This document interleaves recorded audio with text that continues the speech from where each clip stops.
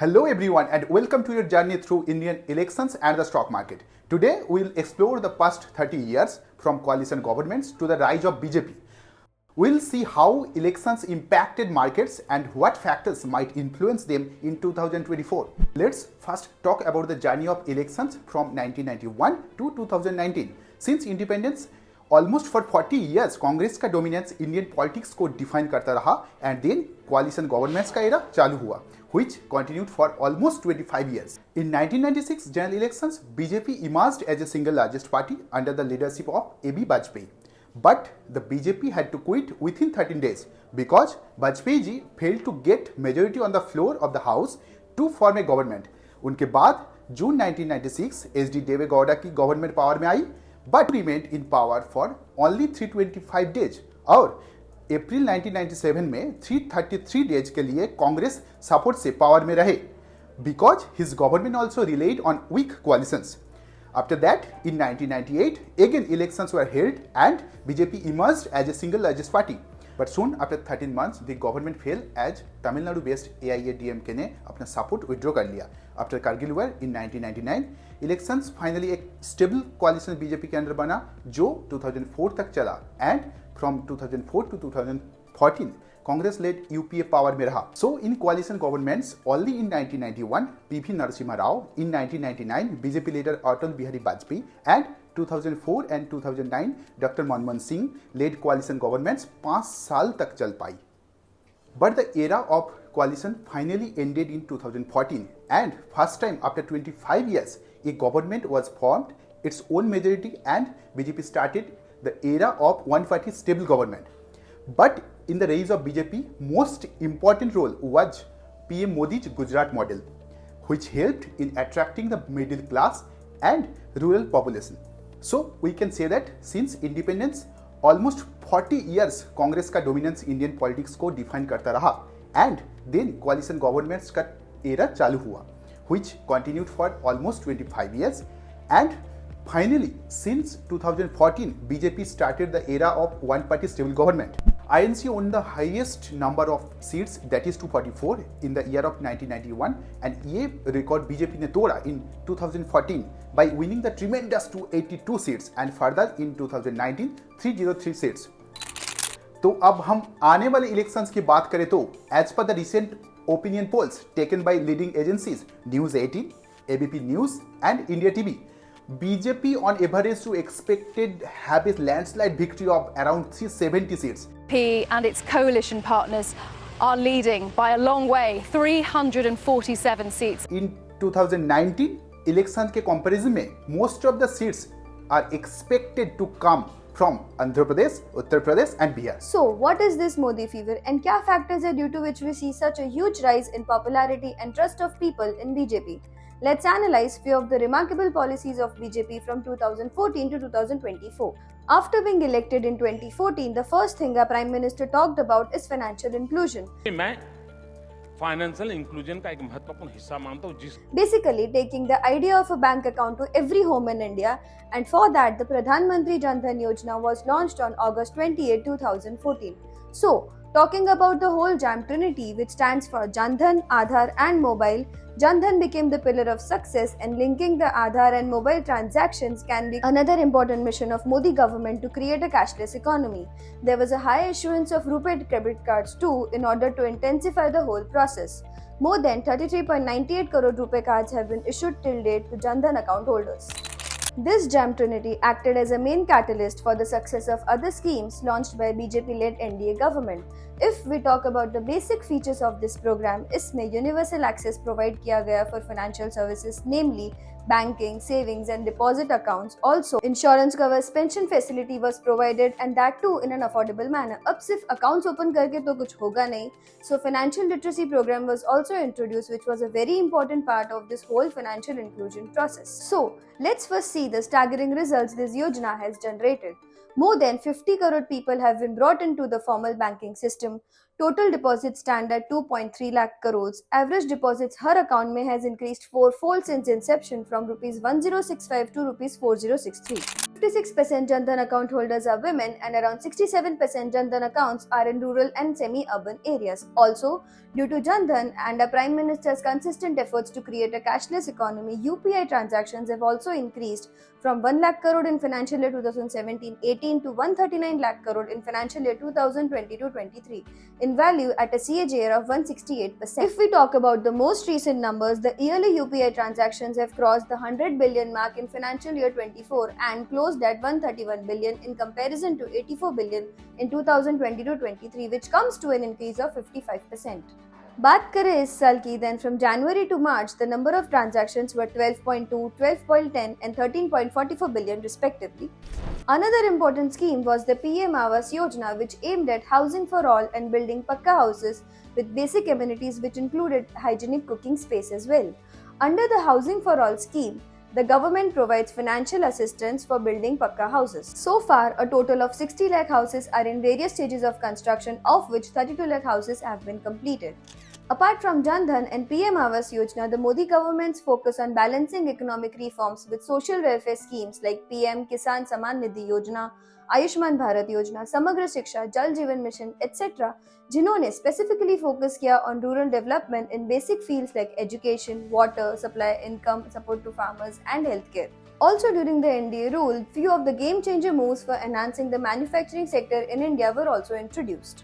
Some of them were: first, Nirmala Sitharaman ka decision to cut the base corporate tax for existing companies from 30% to straight 25% to attract fresh investment in manufacturing sector, and इस move ने Make in India initiative को भी एक नई हवा दी. The second was the PLI scheme launched in March 2020, which targeted import substitution and employment generation in 14 sectors, and under that, domestic and foreign sectors received financial rewards for manufacturing in India. The third was amendments in IBC in 2016, जिसका main purpose था to remove bottlenecks, streamline the corporate insolvency resolution process, and protect the last mile funding in order to boost investment in financially distressed sectors.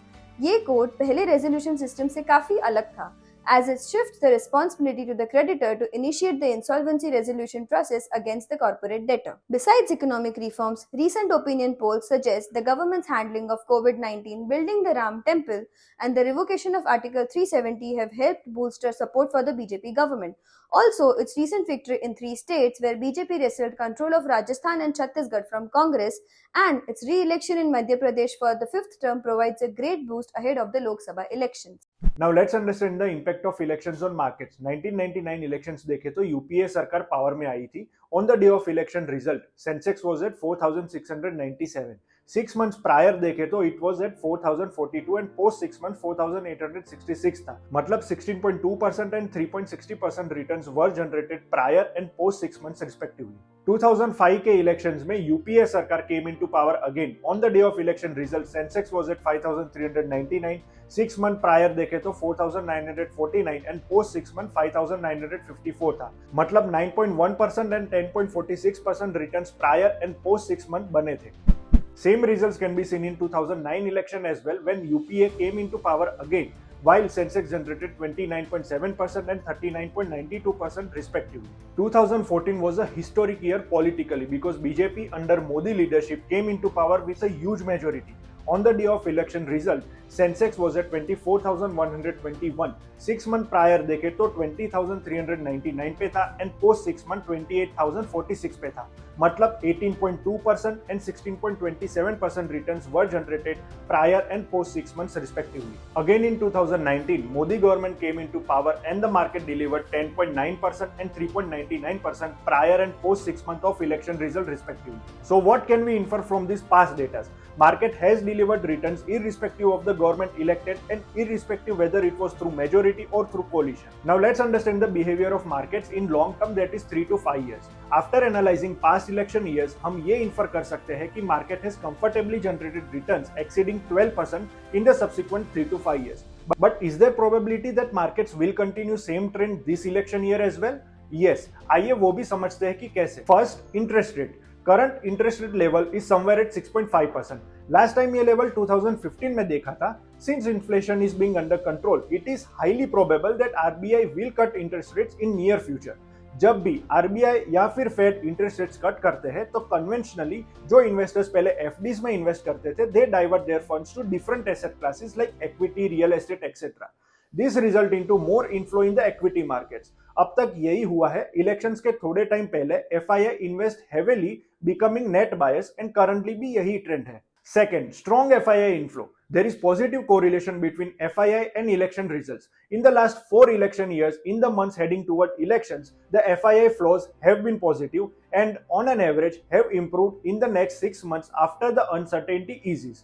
For the entire calendar year 2023, FPIs bought 1.71 lakh crore in Indian equities and the total inflow stands at 2.37 lakh crores, taking into account debt, hybrid debt, VRR and equities according to NSDL data. The top 5 sectors which witnessed major inflows by FDI last month are FMCG, telecom, financial services, realty, automobile and capital goods. Third, robust economic growth. GDP forecasts by various institutions show clear indicator for a strong economic development in coming years with growth rate at 7 to 8% predicted.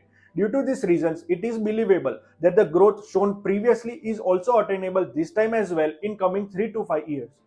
So, India under Modi leadership has this ambitious plan to become the third largest economy in the world.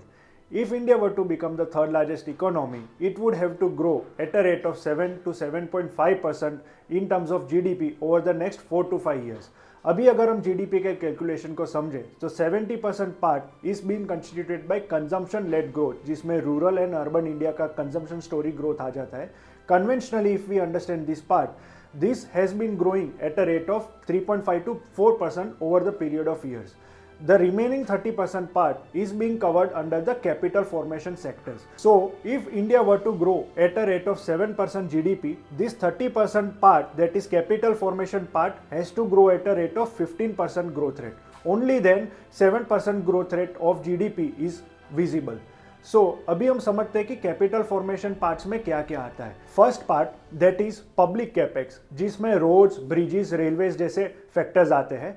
Second part which is approximately 10% is being driven by private capex, जिसमें companies, factories, plants वगैरह जैसे capital expenditure करती है. And the remaining 10% part is being driven by the personal capex, जिसमें residential projects हो गए etcetera. सो इसमें से अगर हम इन्फर करें कि which would be the emerging sectors and the themes that the government would be bullish on, तो ऐसी 4 सेक्टर्स काफी एविडेंट लगते हैं. First is infrastructure. So infrastructure का अगर हम पार्ट देखें in budget, so capital expenditure constituted to infrastructure in 2023 was somewhere close to about 3.7 lakh crore.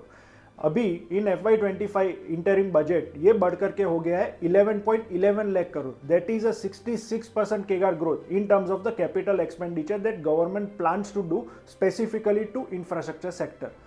Under this infrastructure sector, roads and highways constitute the highest share. Also, government plans to build 2 lakh kilometer of highways by 2025. Even अगर आप existing airport का counts देखोगे तो it's somewhere close to 137 which the government plans to extend to 220 by 2025.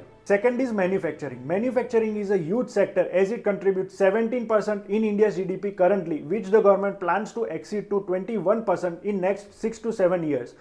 Also, government has been very bullish and very supportive in the manufacturing sector as it has introduced lots of different schemes like Make in India, PLI scheme, जिसकी वजह से lots of FDI investments have come into India, which has boosted existing production capacities. Also, multinational companies भी बहुत सारे अपना इधर India में plant setup कर रहे हैं. Also, due to various geopolitical factors have been favorable in India like China plus one. As we all know कि China has geopolitical tensions with developed economies, so naturally manufacturing hub बनने की capacity अभी India के पास है क्योंकि every developed countries want to set up their plant in India. Third is transportation. Transportation is a very broad based theme जिसमें defence, aviation, bullet train, railways, waterways etcetera जैसी बहुत सारे सब सेक्टर्स आते हैं. अगर डिफेंस की बात करें तो India earlier used to import defence products from Russia, but due to make in India campaign and due to Modi government support in the defense sector, India has now started exporting defense products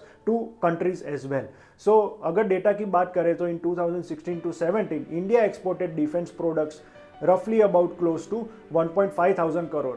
In 2023 to 24, this figure has expanded to 21,000 crore. So आप देख सकते हो कि 21 times का growth आया है in the defense sector.